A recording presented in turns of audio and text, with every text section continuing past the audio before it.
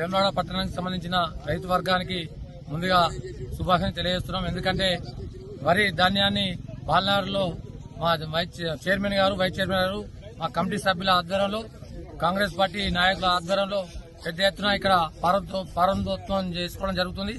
రైతులందరూ ఇక్కడికి వచ్చి మీ వడ్లనైతే ఏవైతే ఉన్నాయో ఉండేటట్టుగా చూసుకొని తొందరనే అందరూ వినియోగించుకోవాలని వేడుకుని అందరికీ నమస్కారం. వేములవాడ పట్టణంలో, బాలనగర్లో మరియు నమ్మిగుండపల్లెలో, బట్టాంలలో ఇలా ఐకే సెంటర్ ఓపెన్ చేసిన సోదరుడు మార్కెట్ కమిటీ చైర్మన్ రొండి రాజు గారికి మరియు వారి సభ్యులకు, వైస్ చైర్మన్ల సభ్యులకు అందరికీ ప్రత్యేకమైన కృతజ్ఞతలు తెలుపుతున్నాను.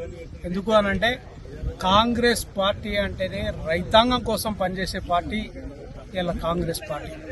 ఒక విధంగా చూడండి, రైతులకు 1,00,000 నుండి 2 లక్షలు రుణమాఫీ చేసి ఇలా రైతాంగాన్ని ఆదుకుంది. ఇలా వడ్ల గురించి బోనస్ గా 500 రూపాయలు ఎక్స్ట్రా వేసి ఇలా రైతులను ఆదుకున్న ఘనత ఇలా రాష్ట్ర ప్రభుత్వం.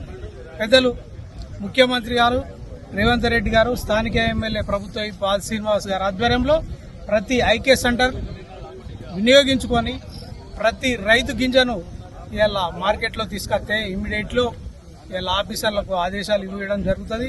తప్పకుండా వారికి తొందరగా కంప్లీట్ చేసే విధంగా ఇలా రైతాంగం కోసం పనిచేస్తుందని కూడా మనం చేయొచ్చు.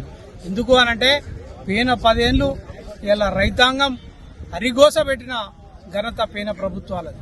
ఎందుకు అనంటే రైతులు పోసి అక్కడ వానలు వరదలు వస్తే కొట్టుకపోతే కూడా సంచులు లేవని, లేకపోతే మనుషులు లేరని, ఇలా జోకెటోళ్ళు లేరని నానా ఇబ్బందులకు గురి చేసిన ఘనత ఇలా పోయిన 10 ఏళ్లు మనం అరిగోసపడ్డాం.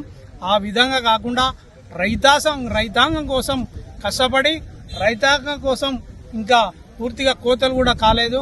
ఐకే సెంటర్లు ఓపెన్ చేసి వెంటనే రైతాంగం కోసం తప్పకుండా వడ్లను కొనుగోలు చేసి ఇలా ఇమ్మీడియట్లీ వాళ్ళని ఆదుకునే విధంగా ఇలా రైతాంగం కోసం పనిచేస్తాయని కూడా కాంగ్రెస్ పార్టీ ఒకసారి ఆలోచన చేయాలి.